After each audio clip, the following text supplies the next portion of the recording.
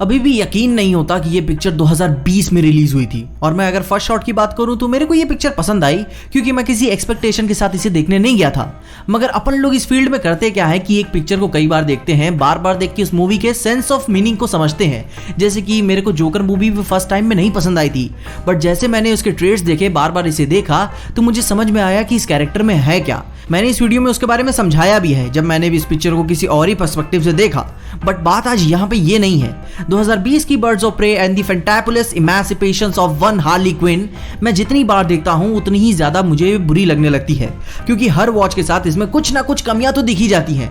जैसे एक वीडियो में मैंने ये बात भी बताई है कि Birds of Prey movie Deadpool को क्यों कॉपी करती है, in sense of character, story telling, humour और हार्ली क्विन के पर्सनैलिटी में इटसेल्फ। खैर, जब मेरा दिमाग फिर से फेर गया और मैंने इस मूवी को फिर से देखा तो इस बार कुछ ज्यादा ही सीरियस चीजें सामने आई।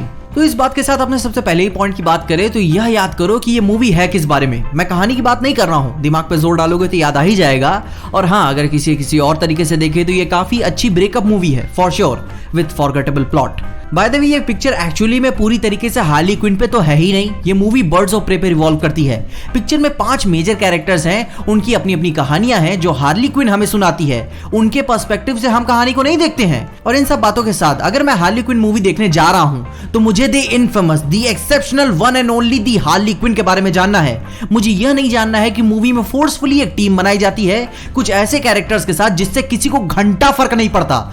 मगर फिर भी मैं देख रहा हूं क्योंकि हार्ली क्विन के लाइफ में ये सारे कैरेक्टर्स कहीं ना कहीं कुछ ना कुछ ताल्लुक रखते हैं। मूवी की कहानी बहुत ही सिंपल, फॉरगेटेबल, खराब पेसिंग के साथ बहुत ही अमेजिंग परफॉर्मेंसेस हैं, मगर नॉन लीनियर स्टोरी टेलिंग की वजह से मूवी की कमियां दिख जाती हैं अगर देखना चाहो तो। अब देखो, ये बात तो हो गई कहानी तक की, मगर हमें ये बात भी जानना होगा कि इस मूवी के शुरू से ही टारगेटेड ऑडियंस कौन थी जिस पे इस मूवी की मार्केटिंग डिपेंड कर रही थी। अब देखो, आर रेटेड होने के कारण मूवी अपनी ऑडियंस से लिमिटेड तो हो ही चुकी थी, बट पास्ट के कुछ मूवीज काफी अच्छा एग्जांपल है कि आर रेटेड मूवीज भी बिलियन बॉक्स ऑफिस कलेक्शन कर सकती हैं। मगर इससे भी बड़ी बात यह है कि यह मूवी स्पेशली फीमेल्स को टारगेट कर रही थी।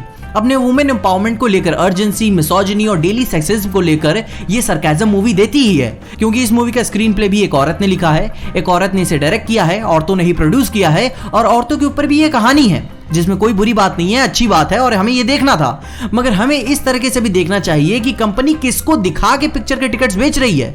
जनता सोचती है कि हार्ली क्विन, बिल्कुल भी नहीं। मूवी हार्ली क्विन को आगे करके बर्ड्स ऑफ प्रे के बदौलत पे अपनी सक्सेस चलाना चाहती है। अब देखो, मूवी की marketing specially female targeted audience होने के नाते भी कोई बुरी बात नहीं है। 2016 की MPAA की रिपोर्ट्स के हिसाब से मूवी व्यूअर्स में 52% ऑफ ऑडियंस औरतें होती है, मगर मार्केटिंग माशाल्लाह होने के नाते मर्द तो छोड़ो, औरतें तक देखने नहीं गई। अब मैं ये बात नहीं कह रहा हूं कि पिक्चर फ्लॉप है, मगर आज के टाइम में जहां सुपर हीरो फीचर फिल्म्स 500, 700 या फिर बिलियन तक कमा रही हैं, इस मूवी ने सिर्फ 201 मिलियन कमाए अप्रॉक्स।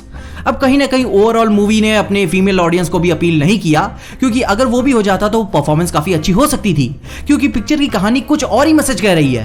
हार्ली क्विन अपने जोकर के शैडो से हटके अपनी एक नई इंडिविजुअलिटी बनाना चाहती है कि अब उसे किसी भी मर्द की जरूरत नहीं जिंदगी में कुछ भी करने या पाने के लिए। अब उसे कोई कंट्रोल नहीं कर सकता, उसकी मेहनत का कोई क्रेडिट नहीं ले सकता, यहाँ तक कि उसे कोई मर्द कमांड नहीं कर सकता। मगर फिर अपने इसी डायलॉग के ठीक 10 मिनट के बाद रोमन सायोनिस, एक मर्द उसे अपने काम के लिए कमांड करता है, वो भी जबरदस्ती। मतलब कि कहानी कहने का तरीका ही गजब का है।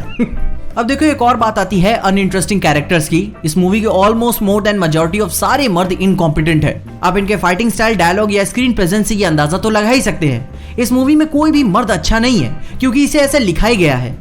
फोर्सफुली अपने सोशल इश्यूज को दिखाया जाता है मूवी में, और जो बचे कुछ जो कैरेक्टर्स बच जाते हैं वो भी कुछ ज्यादा इंटरेस्टिंग नहीं है। ब्लैक कैनेडी को छोड़ के उसकी कैरेक्टर में मुझे ये बात दिखती है कि वो व्यूअर्स को मूवी में इन्वेस्टेड रखती है, मगर इसके अलावा कैसेंड्रा, मोंटोया या हंट्रेस, इनका कोई बहुत ज्यादा प्रभाव नहीं दिखता। हंट्रेस की बैक स्टोरी काफी अच्छी है, वो दबंग हो चुकी है, अपने पास्ट का बदला लेना चाहती है, उसके मोटिव्स काफी क्लियर और स्ट्रॉन्ग है मूवी में, मगर मूवी उसके फैमिली के डेथ को मजाक बना के रख देती है, जिसकी वजह से उसका कैरेक्टर में वो सीरियस इंटेंस रेज नहीं दिखता, जिसके मकसद से वो अपना ये सब सारा काम कर रही है। तो ओवरऑल इन सब बातों के साथ ये मूवी बहुत ही ज्यादा कोई सेंस नहीं बनाती, सिर्फ और सिर्फ डिस्पोजेबल एंटरटेनमेंट है। देखो, मजे लो और भूल जाओ, कोई दिमाग लगाने का मतलब नहीं बनता इसमें। इस मूवी में एक्शंस हैं तो कॉन्सिक्वेंसेस नहीं है, कॉन्सिक्वेंसेस हैं तो कोई अकाउंटेबिलिटी नहीं है, और डीसी ने अपनी इसी नींव की वजह से तो अपनी यूनिवर्स की शुरुआत की थी। और ये सारी बातें किसी इंडिविजुअल तक भी चलो ठीक लगती हैं, मगर ये नहीं है कि पूरे शहर के बीचों बीच एक केमिकल फैक्ट्री को उड़ा दो तब भी कोई बात नहीं, बैटमैन के साथ ही रॉबिन को मार दो तब भी कोई लफड़ा नहीं। खैर, जब मूवी ये बात फिक्र नहीं करती तो हम क्यों करें। और ये भी बात ध्यान देने वाली चीज है कि हमें हार्ली क्विन का कैरेक्टर कब, क्यों और कैसे पसंद आया था। सुसाइड स्क्वाड में उसका कैरेक्टर किसी और ही तरीके से काम करता है और बर्ड्स ऑफ प्रे में किसी और तरीके से। और हाँ, फॉर श्योर सुसाइड स्क्वाड में हार्ली क्विन अपने सेक्स अपील का फायदा उठाती है बाकी कैरेक्टर्स को टिटिलेट करने के लिए, जिसमें जनता भी हो जाती है, मगर बर्ड्स ऑफ प्रे यह बात केयर नहीं करती या फिर इंटेंशनली उसे हटाया गया है। और मुझे इस बात से कोई ज्यादा फर्क नहीं पड़ता, मगर पॉइंट काफी अच्छा है चर्चा करने के लिए, जिसे हम बाकायदे किसी स्पेसिफिक वीडियो में डिस्कस करेंगे, क्योंकि मेरी स्पेशलिटी यही है कि इन सब बातों में मैं बात कर लेता हूं। तो इन्हीं सारी बातों के साथ आपको specifically Birds of Prey movie से क्या कंप्लेन है, कमेंट्स में उसके बारे में मुझे जरूर बताएं। शायद छोटी बड़ी कोई भी कंप्लेन हो सकती है, और शायद अगर अच्छा या वैलिड पॉइंट रहा तो मैं आपके पॉइंट को नेक्स्ट वीडियो में इंक्लूड भी कर लूंगा, तो कमेंट्स में बताना जरूर। इसके अलावा अगर आपको इस वीडियो में देखे कुछ भी अच्छा लगा, खुशी का मजा आया, तो लाइक मार दो इस वीडियो को। इस चैनल पे कहीं से भी नए आ गए हो तो सब्सक्राइब तो मार ही देना इस चैनल को। और अगर आपको वीडियो ज्यादा ही अच्छी लग गई तो अपने दोस्तों शेयर कर देना। मेरे इंस्टाग्राम और ट्विटर हैंडल्स आपको नीचे ही डिस्क्रिप्शन में मिल जाएंगे। और देखते रहिए पीजे एक्सप्लेन।